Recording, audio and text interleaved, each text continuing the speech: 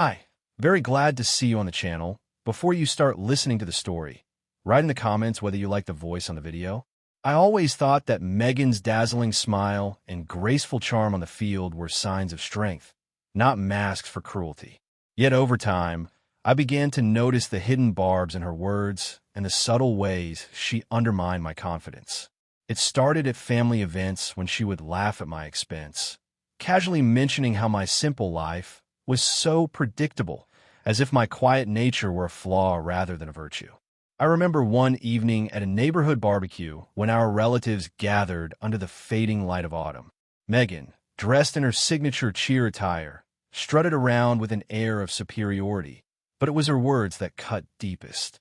As I tried to engage in conversation with a neighbor, she sidled up to a group and said, "Tom always seems so lost without me around, like he can't manage a thing on his own." The laughter that followed stung like icy needles in my heart. I forced a smile, my mind churning with a mix of hurt and disbelief. "Why do you do this?" I wondered silently, questioning if every compliment was a setup for another slight. While you're here, leave a comment and let me know where you're watching from. I'd love to know. At the dinner table that night, while our children chattered about their day, Megan casually recounted how she had to cancel a rehearsal because of important PR work, her tone dripping with condescension as she described how she saved the day once again. I listened, feeling invisible as the spotlight always seemed to fall on her, never on me. My inner monologue raced. I have dedicated my life to our family, yet her words make me feel like I am nothing more than an afterthought, a placeholder in her glamorous life. Every remark, every public display of superiority left me with an overwhelming sense of insignificance. I began to question if my silence was strength or a surrender of the very dignity I once held dear. The pivotal moment came during a large family reunion held at a local park. Under a sky streaked with the soft hues of dusk, our relatives mingled and shared stories. I tried to engage in a friendly conversation with my brother when Megan interjected with a remark that shattered my composure.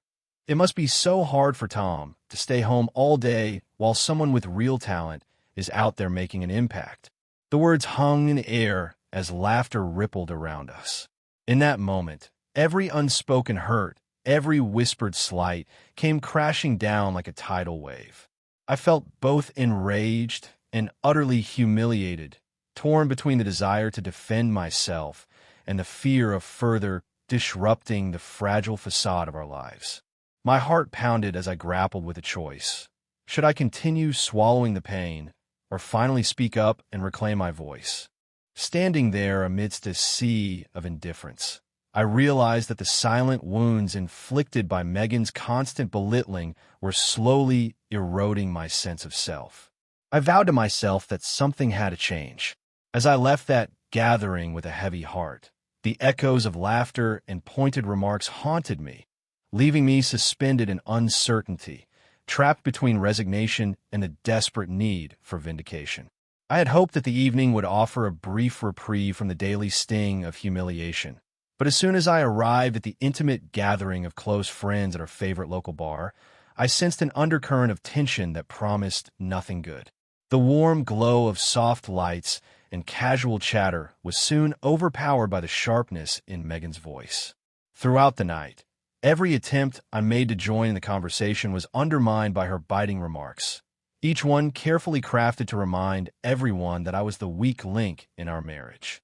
At one point, while discussing an old football game that had everyone animated, she leaned in close to a circle of friends and said loudly, "Tom's idea of excitement is watching paint dry. Maybe that's why he never does anything noteworthy." Her tone dripped with condescension, and the ensuing laughter from the group stung more deeply than I could have imagined. I sat there, feeling every word like a deliberate jab at my pride, my mind swirling with doubts about my worth and my role in our life together. The more she ridiculed me, the more I questioned whether my sacrifices and efforts had amounted to anything other than fodder for her amusement. With each cruel remark, I could feel the tension inside me growing, the careful balance I had maintained for so long beginning to crumble. During a lull in the conversation, when a friend recalled a recent mishap with a flat tire, a task I had once handled with quiet competence. Megan interjected with a sneer. Maybe if Tom actually tried doing something useful, he wouldn't be so pitiful. The room fell silent for a heartbeat before the laughter resumed, and I could feel my heart sink further with every echo of that laughter. I tried to laugh it off internally, telling myself that her words were merely reflexive and meant to entertain, yet deep down, I knew that I was being reduced to a caricature of inadequacy.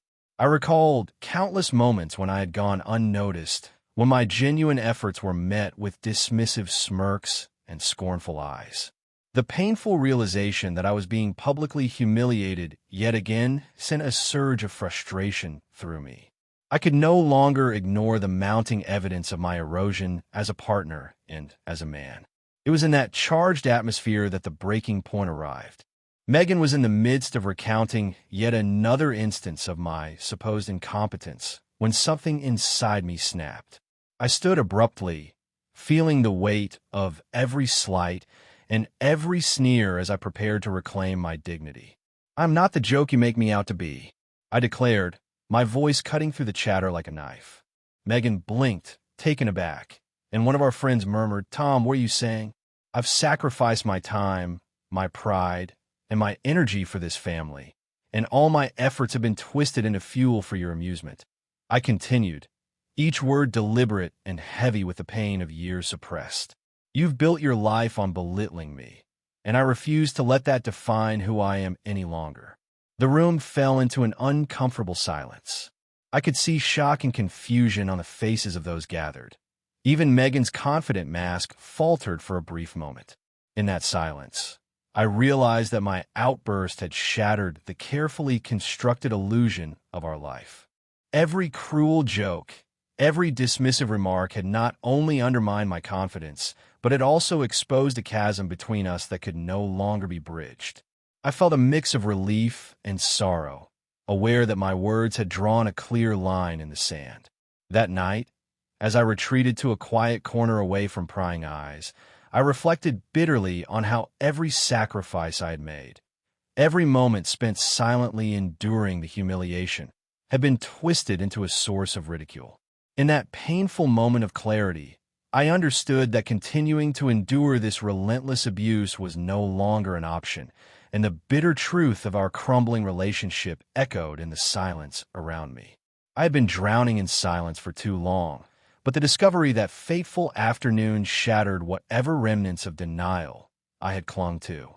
I was tidying up the living room, a task that had become my refuge from the daily barrage of insults and the suffocating weight of humiliation, when something unusual caught my eye behind a stack of old magazines on a dusty shelf. My hand, trembling slightly from a mix of fatigue and suppressed anger, brushed against a small, elegant box hidden in the recesses of the room, a place I had never bothered to explore. The box, crafted of dark wood with delicate carvings along its edges, exuded an air of mystery and forbidden allure. With a sinking feeling, I slowly pried it open, half expecting nothing more than a collection of old keepsakes. Instead, nestled inside on a plush velvet cushion, lay an expensive watch. Its sleek design and gleaming surface spoke of high value, the kind of gift that one would reserve for someone important, a gesture that had no place in our modest life together. My heart pounded in my chest as I stared at it in disbelief. Every fiber of my being screamed that this was not meant for me. As the initial shock ebbed away, a grim realization began to settle in. This was not a birthday gift, a token of love, or a sentimental heirloom. It was a symbol of deception, a tangible reminder that Megan had been living a double life. Memories of her cryptic phone calls, the whispered conversations in hushed tones, and the endless excuses about long rehearsals flooded my mind, each recollection now reinterpreted in the harsh light of betrayal. I sank into the old armchair, the watch clutched in my hand as if it were a burning coal, and felt an overwhelming surge of anger and sorrow. "How long have you been lying to me?"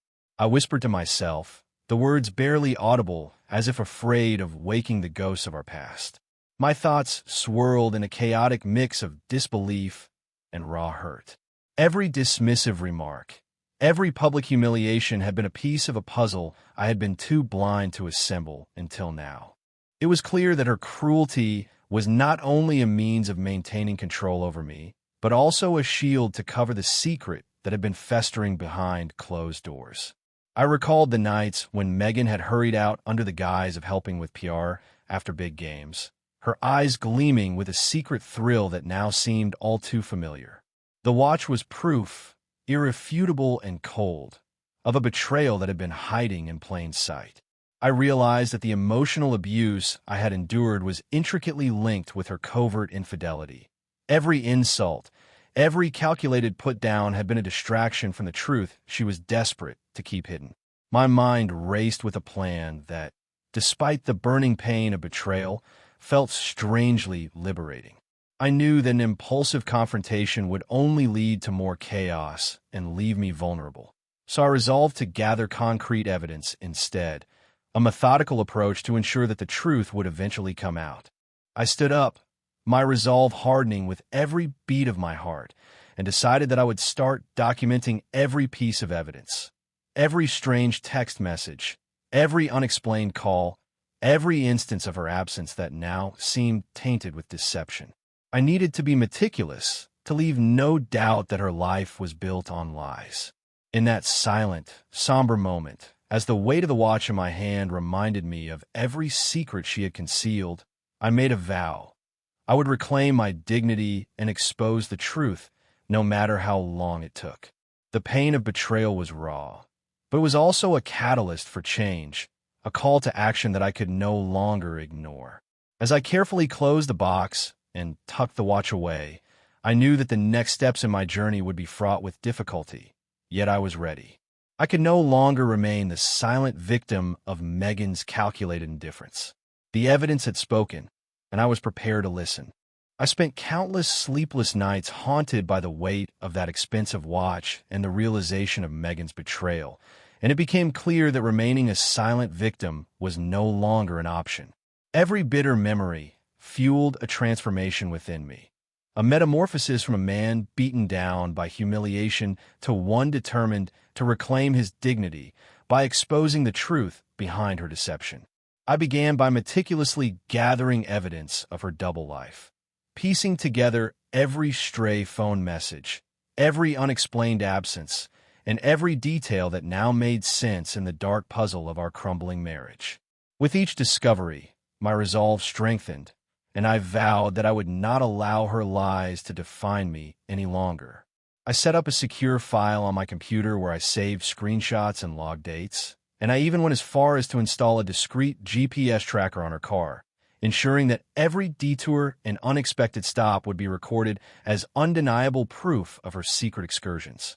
One late evening, as I sat alone in the dim light of my study, I stared at the blue glow of the computer screen and murmured to myself, "Every mile you drive, every call you make will bring us closer to the truth." I methodically documented her whereabouts, cross-referencing the data with her sudden trips under the guise of rehearsals for her cheerleading commitments. In the quiet moments, I practiced a calm, yet cutting dialogue in my head, words that I knew would someday shatter her carefully constructed facade.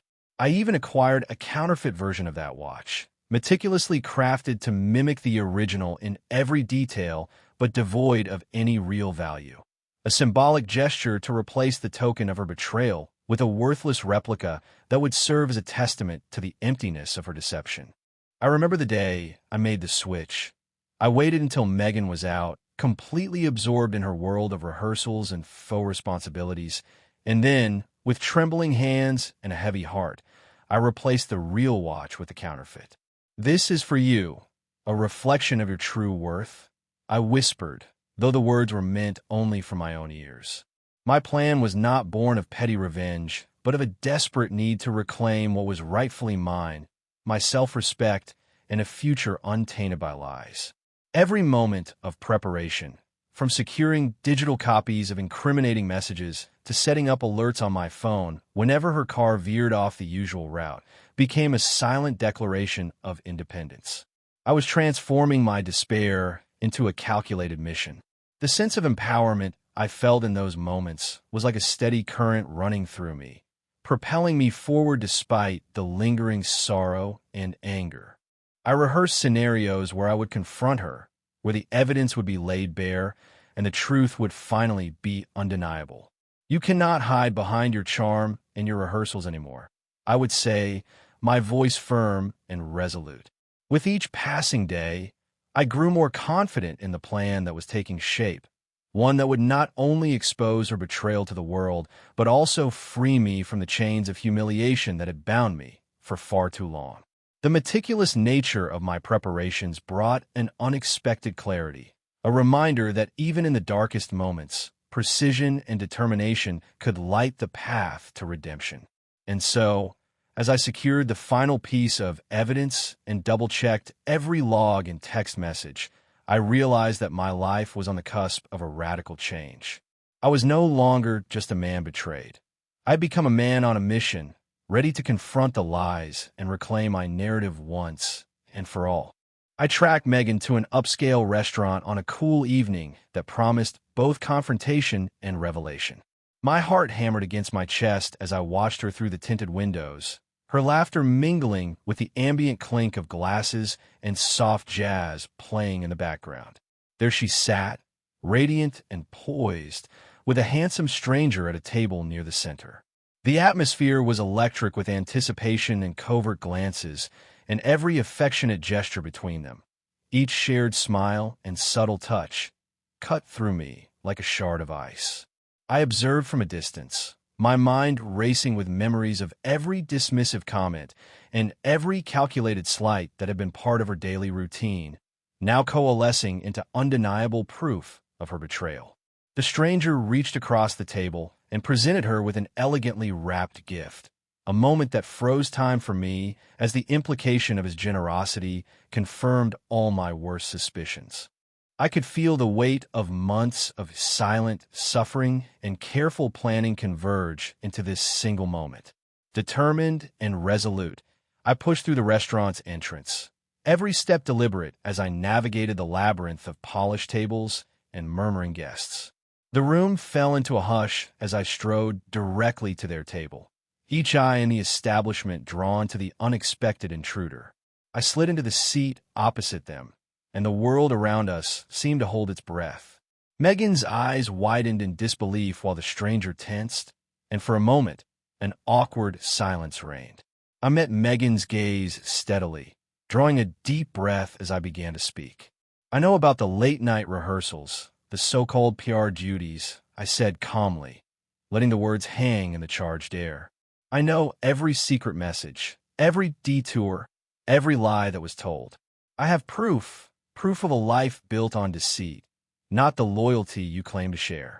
Her lips trembled as she searched for words, and the stranger shifted uncomfortably, trying to interject. "Tom, what are you doing here?"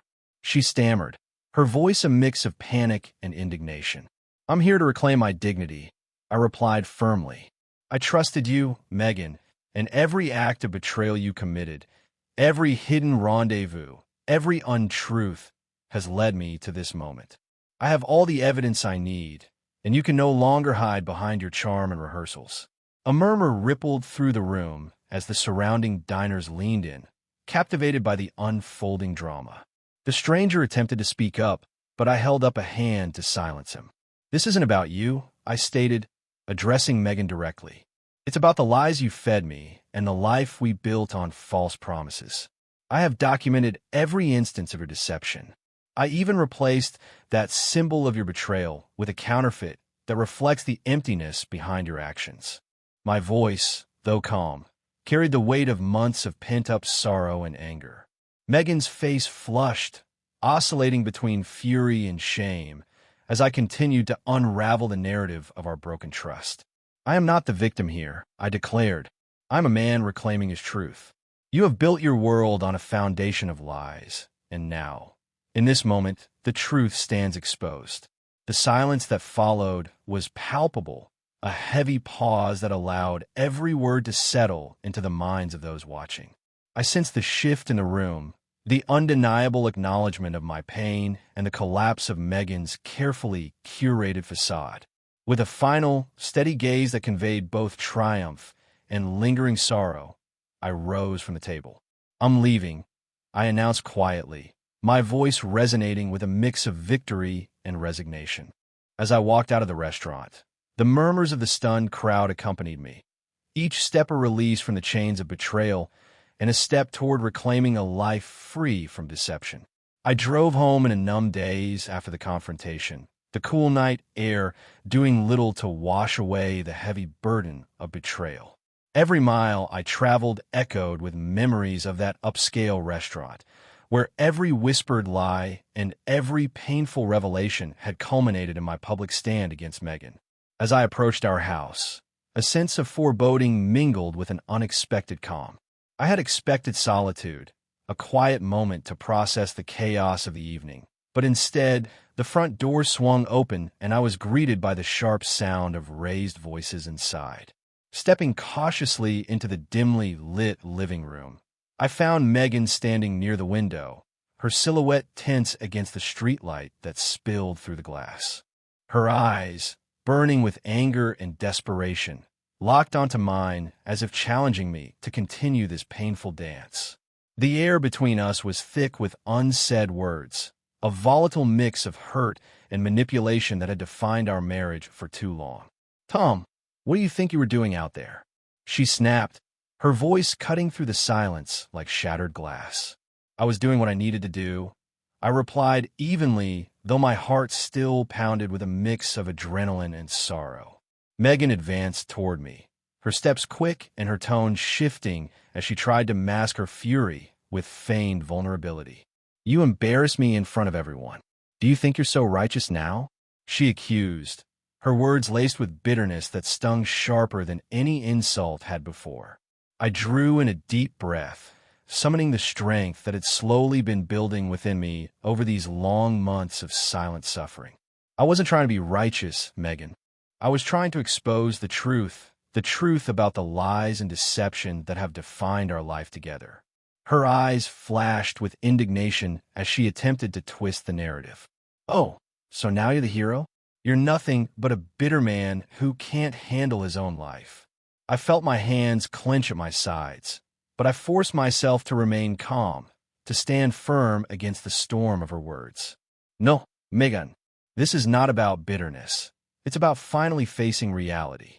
I spent too long letting you belittle me, letting you gaslight me into thinking I was less than I am. I deserve to be respected, and I won't allow your lies to define who I am any longer." She stepped closer, her tone shifting to one of desperate pleading as she brought up the children, a familiar tactic meant to anchor me to a past I was determined to leave behind. "Tom, please think of the children. We can work this out. You don't have to leave. I'm trying to fix things here."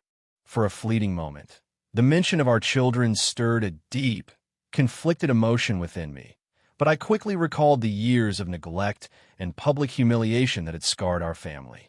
"I'm not leaving because of the kids, Megan. I'm leaving because I deserve a life free of betrayal, a life where I can reclaim my self-worth." Her eyes softened briefly, as if searching for a trace of the woman I once loved, but then hardened again, filled with anger and desperation. "But Tom, what about us? Isn't there a chance we can salvage what we had?" I stepped back, my voice resolute and unwavering. "There is nothing left to salvage. Our marriage has been built on a foundation of lies and deceit. It's irreparable." The silence that followed was heavy, punctuated only by the distant hum of the night. I gathered the few personal belongings that still held any meaning for me, a worn photograph, a cherished book, a reminder of the man I once was, and moved toward the door. With each step, I felt the weight of the past lifting ever so slightly, replaced by the promise of a future defined by truth and self-respect. I paused at the doorway and turned back for one final glance. Megan's face, a chaotic blend of fury, regret, and helplessness, stared back at me, a final, painful testament to the life we had shared. I stepped out into the cool night, leaving behind a shattered marriage and embracing the uncertain promise of freedom, knowing that every step away from that home was a step toward reclaiming my life and forging a new beginning. I found myself seated in a quiet conference room at a local law firm, a stark contrast to the chaos of my home life. The room was filled with soft light and the steady hum of an air conditioner, and as I looked around at the legal books and certificates adorning the walls, I realized that I was finally taking control of my destiny.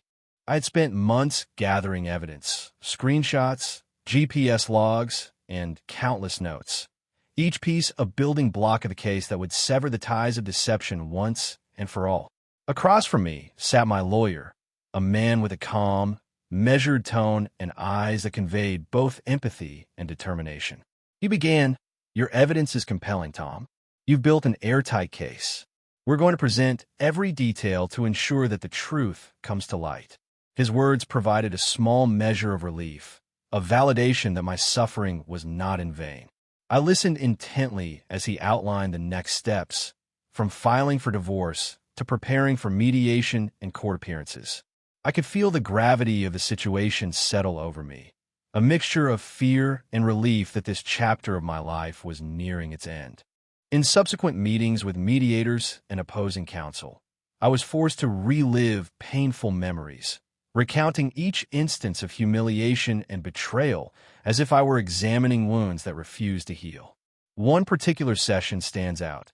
Seated at a long, polished table with a panel of attorneys, I presented my evidence, my voice steady as I recounted every detail. "I have documented every lie, every moment of deception," I stated firmly, looking directly at the mediator. "This isn't about personal vendettas. It's about the undeniable truth that Megan's actions have destroyed the foundation of our marriage." A murmur ran through the room as the opposing counsel tried to paint a different picture, suggesting that I was driven by revenge rather than a desire for justice. Megan, in her attempt to portray herself as the aggrieved party, maintained a facade of sorrow, her voice trembling as she said, "I never meant for things to get this far. I was doing what I thought was best." Her words fell flat in the presence of the facts I had meticulously compiled. My lawyer interjected calmly, "The evidence speaks for itself. Your narrative cannot obscure the documented reality." I could sense the power dynamics shifting in my favor as the panel's skepticism of her version of events grew. Each document, each time-stamped message, reinforced my resolve and slowly dismantled the carefully constructed image she had projected for years. Outside the meeting room, I retreated to a quiet corridor to gather my thoughts. The cold, hard truth of our broken marriage lay before me, but so did a newfound clarity. I reflected on all the years I had spent tolerating humiliation, the quiet moments of self-doubt that had gnawed at my spirit. Now, armed with indisputable evidence, I felt a strength that I had never known before. I knew the road ahead: court hearings, further negotiations, and the emotional toll of dismantling a life built on deceit would be long and arduous. Yet, in that moment, I embraced the challenge with a resolve that bordered on quiet triumph. The legal process, with all its complexities, was now my pathway to reclaiming a sense of justice and dignity. I realized that this battle was not just about ending a marriage. It was about affirming my right to live a life unburdened by lies. I left the meeting with a calm determination, knowing that every step I took was a step away from the oppressive past. As I walked back to my modest apartment, I clutched the file of evidence close to my heart, a tangible symbol of my journey toward a future defined by truth and self-respect. In that moment, I felt not only the weight of what had been lost, but also the exhilarating promise of what lay ahead. A life rebuilt on integrity and the unwavering commitment to justice. I moved into a modest apartment that, despite its humble appearance, symbolized the promise of a new beginning. Every morning, as soft light filtered through the worn curtains, I felt a stirring of hope, a quiet reminder that the pain of yesterday no longer had the final word in my life. I threw myself into rebuilding my career, rediscovering skills and talents I had long neglected in the shadow of our crumbling marriage. Work became not just a means of survival, but a source of genuine satisfaction as I tackled challenges head-on and slowly reclaim my self-worth. My days, filled with tasks and responsibilities, gradually transformed into a steady rhythm of progress, and each small victory rekindled the belief that I was capable of more than the role of a broken husband. Weekends, once muted by sorrow, blossomed into cherished moments with my children. We took long walks in nearby parks, shared laughter over simple treats, and found comfort in each other's presence. I recall one afternoon when, sitting on a park bench beneath a canopy of autumn leaves, my daughter looked up at me with wide, hopeful eyes and asked, "Do you think you'll ever be happy again?" I knelt down, meeting her gaze with a soft smile. Happiness isn't a destination, sweetheart. It's a journey we take every day, and every step we make brings us closer to it. Her innocent trust in those words warmed my heart, reminding me that my newfound strength was already reshaping the future for both of us. As I immersed myself in this rebirth, I couldn't help but notice the subtle unraveling of Megan's once perfect life. Once celebrated for her charm and poise as an NFL cheerleader, whispers of her financial troubles and professional setbacks began circulating through our small town. Former admirers now exchanged hushed comments, their tone a mixture of pity and disbelief at the downfall of someone they once held in high regard. I encountered these murmurs in passing, at the grocery store, in the local diner, and though I never let satisfaction darken my thoughts, a quiet sense of natural justice reassured me that deceit rarely goes unpunished. Amid this backdrop, I focused on the simple, beautiful moments that define my daily existence. The aroma of freshly brewed coffee in the morning, the familiar hum of the neighborhood as I walked to work, and even the soft laughter of my children during our evening routines all became sacred rituals of renewal. Each of these small joys affirmed that life could be rebuilt piece by piece, even after the most profound betrayal. I came to understand that leaving Megan wasn't an act of revenge. It was an essential step toward reclaiming my identity and my future. I began to see my past not as a chain that held me down, but as a series of lessons that propelled me toward personal growth. In quiet moments, I would look in the mirror and see not the defeated man I once was, but someone resilient and determined to forge a new path. The realization that I had the power to define my own happiness was both liberating and inspiring. Slowly, the scars of emotional abuse gave way to a deep, unwavering resolve to live life on my own terms. I learned that true freedom lies in the courage to let go of what was toxic and embrace the uncertainty of change. And so, as I sat one serene evening in my modest living room, the gentle hum of life around me, I felt an overwhelming sense of gratitude for the chance to start over. I knew in my heart that leaving her was the best decision I ever made, a decision that allowed me to rediscover the beauty of honesty, the strength of vulnerability, and the transformative power of self-respect. The fallout from the legal battle was swift and unyielding, and as I watched the world around me, I began to see karma exact its own brand of justice. In the weeks that followed, I could sense the shift in the tide as whispers about Megan's downfall began to circulate through our community. Once the shining star of NFL cheer routines, her reputation was now tarnished by scandal and deceit. I learned that her lover, the one she had flaunted with such cavalier confidence, had finally grown tired of being embroiled in her web of lies. I caught wind of conversation in a quiet corner of a local cafe when a familiar face muttered, "I heard he left her, couldn't stand her manipulations any longer." That simple remark resonated with me, confirming that the consequences of her actions were catching up bit by bit. Professionally, I was thriving. My work had become a sanctuary, a place where I could rebuild my life piece by piece. Each day at the office, surrounded by colleagues who respected my diligence and passion, I felt a renewed sense of self. Every project completed, every accolade received, stood as a testament to my resilience. I no longer felt shackled by the bitterness of the past. Instead, I embraced each success as proof that I was rising from the ruins of our shattered marriage. One afternoon, while leaving a meeting, I overheard a snippet of conversation among colleagues. One remarked, "Tom's really come into his own. Never thought we'd see the day."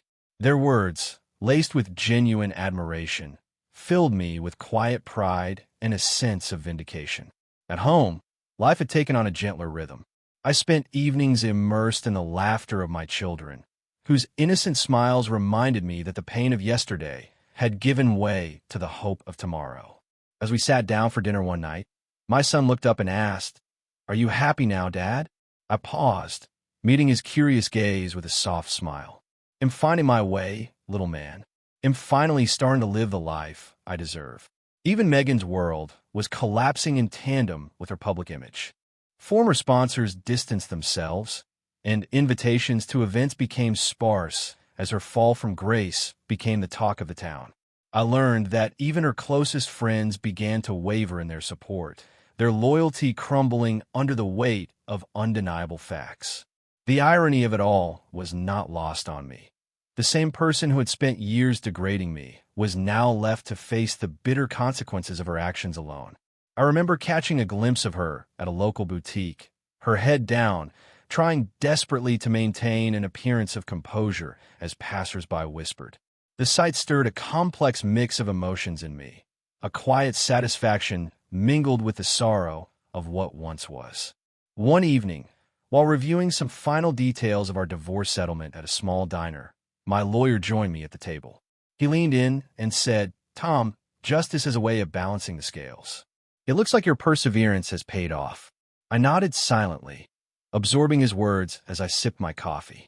In that moment, I realized that true vindication was not about savoring her downfall, but about reclaiming the power that had been stripped away for far too long.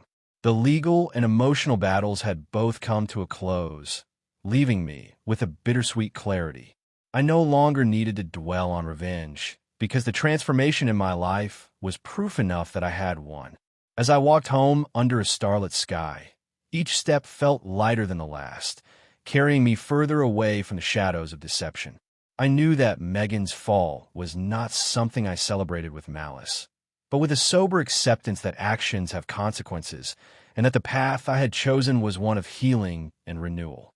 Every challenge, every tear shed in silence had culminated in this moment of rebirth.